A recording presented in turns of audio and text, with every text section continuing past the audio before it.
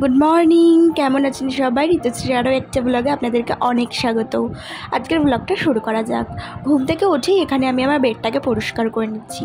আর বাসি বিছনা ফেলে রাখা আমি একদমই পছন্দ করি না, তাই তাড়াতাড়ি ঘুম থেকে উঠেই আগে বিছনাটাকে যত তাড়াতাড়ি পারি পরিষ্কার করে নেওয়ার চেষ্টা করি।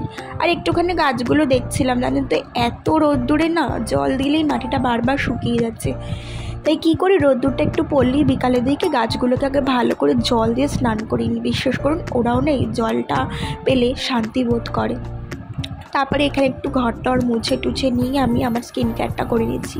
এই অসম্ভব রোদ্দুরে যদি স্কিন কেয়ার না করা হয় বা স্কিনে সানস্ক্রিন না ইউজ করা হয় তাহলে কিন্তু স্কিনের হাল বেহাল হয়ে যাবে।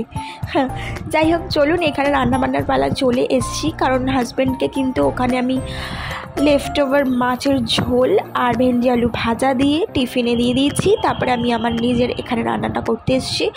রান্নার ফাঁকে ফাঁকে চাও করতে বসিয়ে দিলাম, কারণ চাটা না খেলে আমি ঠিক এনার্জি পাই না। মানে দুবেলা আমার চা চাই, সে যাই হয়ে যাক, মানে পৃথিবী একদিকে আর চা খাওয়া একদিকে আমার কাছে।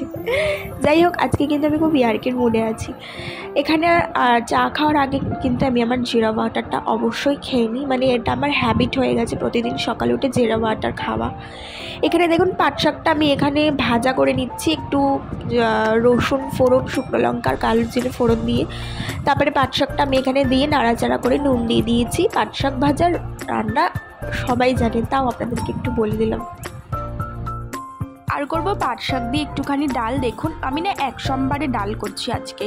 এখানে প্রথমে পাঁচ ফোড়নটাকে ফোড়নে দিয়ে এখানে ডালটা দিয়ে দিয়েছি, মানে কাঁচা ডালটাই দিয়ে দিয়েছি ধুয়ে। ডালটা দিয়ে তারপর নাড়াচাড়া করতে করতে লবণ আর হলুদ দিয়ে ডালটা সেদ্ধ হয়ে আসলে পাট শাকগুলো দিয়ে দিয়েছি। অনবদ্য খেতে হয়েছিল, অবশ্যই কিন্তু আপনারা ট্রাই করবেন। দেখা হচ্ছে বন্ধুরা তোমাদের সাথে এই বিকালবেলায় বললাম না, রোদটা পড়লেই আমি কিন্তু আগে গাছগুলোকে জল দিয়ে দিই। আজকে একটা চিকেনের রেসিপি ট্রাই করব, তার জন্য এখানে কিন্তু ডিমটাকে সেদ্ধ বসিয়ে দিয়েছি। আর দেখুন আমার শাশুড়ি এখানে সব কিছু কেটে নিয়েছি। দাঁড়ান, এটা করতে করতে আজকে একটু লিটল হার্ট খেয়ে নেওয়া যাক। ম্যারিনেটেড চিকেন, যেটা নর্মাল মশলা থাকে, সেই মশলা দিয়ে একটু টক দই দিয়ে নুন দিয়ে আমি এই চিকেনটাকে ম্যারিনেট করে রেখে দিয়েছি। এই দেখুন বিকালবেলায় ছেলেকে একটু এই গাড়িটাতে বসিয়েছি, ওকে একটু বসিয়ে রেখে কাজ করার চেষ্টা করছিলাম। তো এখানে কালকে কিন্তু ওর প্রচণ্ড শরীর খারাপ ছিল, জানেন তো। মানে আমি ভিডিও তো দূরে থাক, মানে আমাকে একটুও মানে নিজের কাজ ছাড়া করছিল না, যার জন্য আমি ভিডিও করতে পারিনি। জানি না হঠাৎ কোথা থেকে জ্বর হলো, জ্বর হওয়ার পরেই মানে খুব শরীর খারাপ হয়ে গেছিলো। কিন্তু যাই হোক, এখন ভগবানের আশীর্বাদে একটু ভালো আছে। আপনারা সবাই অবশ্যই প্রে করবেন যাতে ও একদম পুরোপুরি ফিট হয়ে যায়। এখানে দেখুন আমি আজকে কিন্তু মানে ঝাটাক্কা করেছি, সেটা হচ্ছে আমি এখানে পাঁচ ফোড়নটাকে কিন্তু ফোড়নে দিয়েছি, মানে মাংসে কিন্তু পাঁচ ফোড়ন দিয়েছি। আর এখানে পেঁয়াজ দিয়েছি। এই রান্না করাটা না আমার কাছে একটা প্যাশন, বিশ্বাস করুন। আমি বিয়ের আগে প্রচুর রান্না করতাম, আর বিয়ের পরে তো রোজই রান্না করতে হয়, সেটা না, মানে হয় না যে স্পেশাল কিছু রান্না। আজকে যে রান্নাটা করছি সেটার নাম হচ্ছে চিকেন ডাক বাংলো। তোমরা ইউটিউবে তো বহু এরকম ভিডিও পাবে, কিন্তু আজকে আমি একটু আমার মতন করে করছি, একদম আমার নিজের রেসিপি এটা। রসুন বাটাটা দেওয়ার পরে কিন্তু আমি এখানে টমেটোটা দিয়ে দিয়েছি। টমেটোটা দিয়ে মানে টমেটোটা একটু গোটা থাকবে, একটু ম্যাশ থাকবে এরকম। এতক্ষণ আমার কথা শুনে বুঝতেই পারছেন যে ঠান্ডাটা কিন্তু আমিও বেশ ভালো জোরেই লাগিয়েছি। আসলে ওয়েদারের জন্য না মানুষের ঠান্ডা গরম খুব শরীর খারাপ। এখানে ম্যারিনেটেড মাংসটা দিয়ে ভালো করে নাড়াচাড়া করতেই হবে। আর এখানে কিন্তু কোনো রকমের মশলা ইউজ করব না,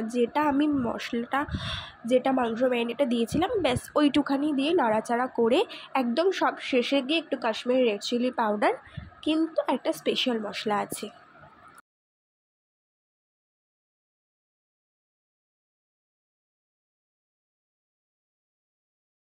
হচ্ছে গোটা গরম মশলা, গোটা গোলমরিচ, তারপর হচ্ছে গোটা ধনে, গোটা জিরে, প্রত্যেকটাকে নিয়ে ভালো করে ড্রাই রোস্ট করে মিক্সিতে পেস্ট করে তারপরে কিন্তু মশলাটা দিয়ে দিয়েছি। তো আপনারা অবশ্যই একবার ট্রাই করে দেখবেন চিকেন ডাক বাংলো। আমার তো খুব ভালো লেগেছে, আর যখন হাজব্যান্ড খেয়ে সেটার প্রশংসা করে না, তার সেই রান্নাটা মানে করে একটা আলাদা লেভেলের শান্তি লাগে। মাংসের সাথে আজকে করেছিলাম ফ্রাইড রাইস, সেটার আর রেসিপি দেখাইনি, কারণ তোমরা সবাই ফ্রাইড রাইস রেসিপি জানো। চলো বন্ধুরা, আজকের ব্লগটা এইখানে অবধি। তোমাদের কীরকম লাগলো অবশ্যই জানিও, আর রেসিপিটাও কীরকম লাগলো সেটাও জানিও।